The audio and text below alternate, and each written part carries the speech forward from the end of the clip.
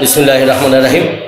আমি আপনাদের এই প্রশ্নের জবাব দেওয়ার আগে আমার রাজনৈতিক কিছু ক্যারিয়ারের সংক্ষিপ্ত পরিচয় দিতে চাই।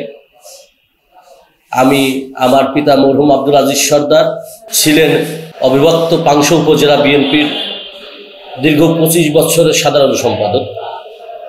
আপনারা জানেন আমার বাবা এই পাংশা যখন ইউনিয়ন ছিল তখন এই ইউনিয়ন পরিষদের বারবার নির্বাচিত সদস্য ছিলেন।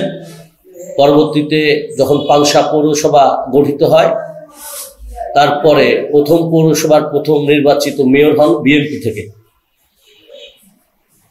এরপরে দীর্ঘ আন্দোলন সংগ্রাম করেছে আমার বাবা এই দলকে প্রতিষ্ঠিত করার স্বার্থে। তারই ধারাবাহিকতায় তার আন্দোলন সংগ্রামের জীবনে সর্বশেষ পরিসমাপ্তি ঘটে 2002 সালের 25শে অক্টোবর তিনি মারা যান। পরবর্তীতে আমার মা এই পাংশা পৌরসভার মেয়র নির্বাচিত হন এবং তিনি রাজবাড়ী জেলা মহিলা দলের সিনিয়র সহসভাপতি ছিলেন।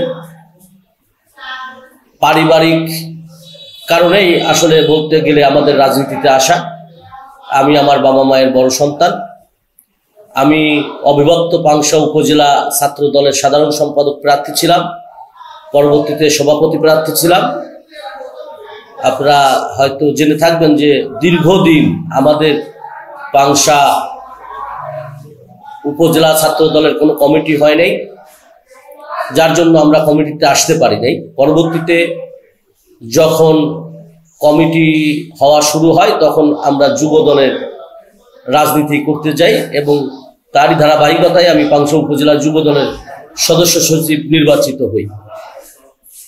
সদস্য সচিব নির্বাচিত হওয়ার পর থেকে আমি আমার উপজেলার 10টা ইউনিয়ন ও পৌরসভার সকল ইউনিট কমিটিগুলো আমরা সুন্দরভাবে দিয়েছি।